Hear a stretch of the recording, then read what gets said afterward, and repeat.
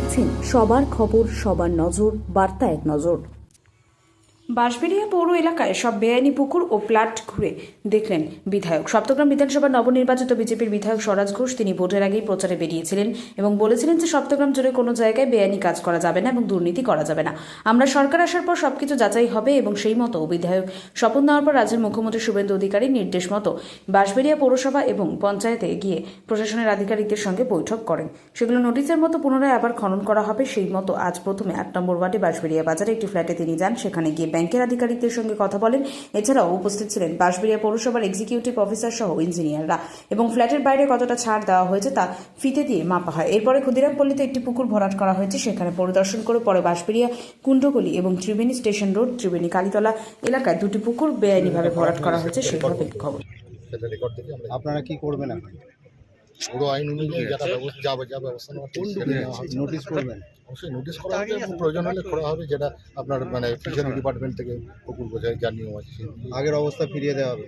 চেষ্টা তো করবে। ফিশারি ডিপার্টমেন্ট আমাদের শুধু ব্যাপার না, ফিশারি ডিপার্টমেন্টের ব্যাপার আছে, মিলিতভাবে কাজ করা হয়। আজকে বিধায়ক আপনাদের অনেকগুলো প্রপার্টি দেখালেন যেগুলো অবৈধ বা বেআইনি বলছে, কি করবেন এগুলোর বিরুদ্ধে? পৌর আইন অনুযায়ী যা ব্যবস্থা নেওয়ার সব কিছু সেই অনুযায়ী ব্যবস্থা নেওয়া হবে। বিধায়ক সাহেব যখন বলেছেন ব্যবস্থা নেওয়ার কথা, নিশ্চয়ই পৌরসভা। এতদিন এগুলো দেখেননি আপনারা? এতদিন ধরে করিয়ে পৌরসভাকে আমরা বলে লিগ্যাল নোটিশ করিয়ে যা আইনত ব্যবস্থা নেয় সেটা নেওয়া হবে। সেকেন্ড জায়গায় আপনারা যেটা গেলেন, এটা নামে পরিচিত কোন সাহা ফা এরকম কোনো নাম আছে, আমরা এটা তদন্ত করব এবং পৌরসভাকে বলেছি যে যার জায়গা পুকুর ভরাট করেছে এবং পুকুরকে বাউন্ডারি করে 14 ফুট 15 ফুট পাঁচিল দিয়েছে। এবং আরেকটা জায়গা আছে যেখানে হচ্ছে বিল্ডিং অলরেডি তৈরিও হয়ে গেছে, 2-3টে বাড়িও করে ফেলেছে, সেই জায়গাও আপনারা দেখেছেন। এবং এরপর আবার আপনারা একটা ত্রিবেণী সাইডে গেলেন, যেখানে ত্রিবেণী ওখানেতে আপনারা বুঝতে পারলেন যে কাউন্সিলরের নাম হচ্ছে একটা, কত নম্বর ওয়ার্ড ছিল ওটা? 14 নম্বর ওয়ার্ডে যিনি কাউন্সিলর আছে উনি ফার্নিচারের দোকান পর্যন্ত করে ফেলেছে। ইললিগাল কনস্ট্রাকশন করে কোনো পারমিশন না নিয়ে পুকুর ভরাট করে কাউন্সিলররা যেভাবে মার্কেট বানিয়ে ফেলেছে, তারা এই সপ্তগ্রাম বিধানসভাটাকে এবং বাঁশবেড়িয়া পৌরসভাটাকে নিজের ফ্যামিলির সম্পত্তি ভেবে নিয়েছে। এখানে মানুষ মুখ খুলতে পারে না, ভয়ে মানুষ মুখ খুলতে পারে না। আমার কাছে অনেক অবজেকশন গেছে ওখানে, যেমন দেখলেন। তারপর এখানেতে আছে কি পাল আছে, ডি পাল না কি পাল আছে একজন, তার দেখলেন বাগান বাড়ি করেছে, বাগান বাড়িতে চাবি দেওয়া।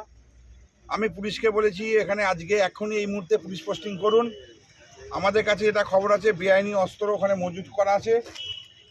ইলেকশনের সময় এখানে বাইরে থেকে বহু ছেলে আনা হয়েছিল এলাকাকে ত্রাস সৃষ্টি করার জন্য, সন্ত্রাস সৃষ্টি করার জন্য।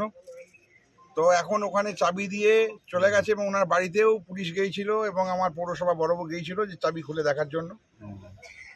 সেখানে বাড়ির কাউকে সাড়া পাইনি।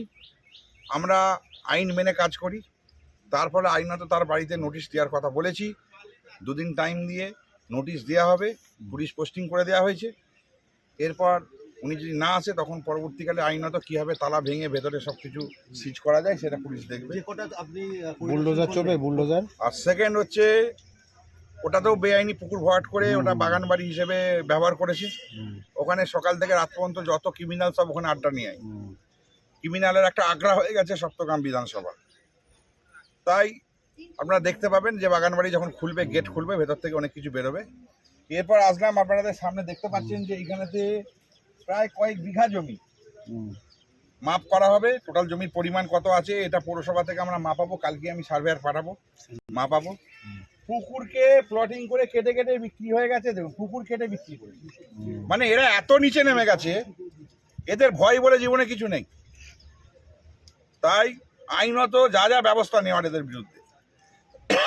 এই জায়গা হচ্ছে ডিপাল নাকি কেউ আছে এখানে, বিশিষ্ট সমাজসেবী হিসেবে পরিচিত হয় এলাকায়। সেই বিশিষ্ট সমাজসেবীকে পাওয়া যাচ্ছে না, উনি বাড়িতে নেই। তো সমাজসেবীর কাছে আবেদন রাখবো, উনি ওনার কাগজপত্র নিয়ে ওনাকে নোটিশ দেওয়া হবে, পৌরসভায় উনি হাজির হবেন এবং মানুষের সম্মুখে, জনসম্মুখে যে দিনের পর দিন অভিযোগ, মানুষের জল বেরোয় না, বাড়ির জলের ড্রেন ফেন সব বন্ধ করে দিয়েছে, এলাকার মানুষ ক্ষিপ্ত হয়ে আছে। কিন্তু তাদেরকে প্রভাব খাটিয়ে এই তৃণমূলের সরকার প্রভাব খাটিয়ে তাদেরকে মুখের কোনো অবজেকশন এবং থানাতে গিয়েও তারা কোনোদিন একটা লিখিত অভিযোগ করবে সেই সাহস হয়নি। কারণ তাদেরকে প্রাণহানির যে হুমকি, সে প্রাণহানি হুমকি মুহূর্তে মুহূর্তে একই হুমকি দেয় প্রাণহানি। এখন কি সেই তারা আমাদের সাহসটা কাছে পাচ্ছে? বিধায়কের কাছে গেছে, বিধায়কের কাছে গিয়ে সমস্ত লিখিত দিয়েছে, আশেপাশে যত বাড়ি আছে লিখিত দিয়েছেন, আমরা এসেছি এখানে আইনত ব্যবস্থা নিয়ে। আপনাদেরকে বলি, এখানে বুলডোজার চালিয়ে এখানে আবার পুকুর যেভাবে ছিল এবং যিনি ভরাট করেছে তার খরচায়, পৌরসভাকে বলবো তার খরচায় এখানে বুলডোজার চালিয়ে আবার সেই পুকুরকে পুকুরের অবস্থায় ফেরত দিতে হবে।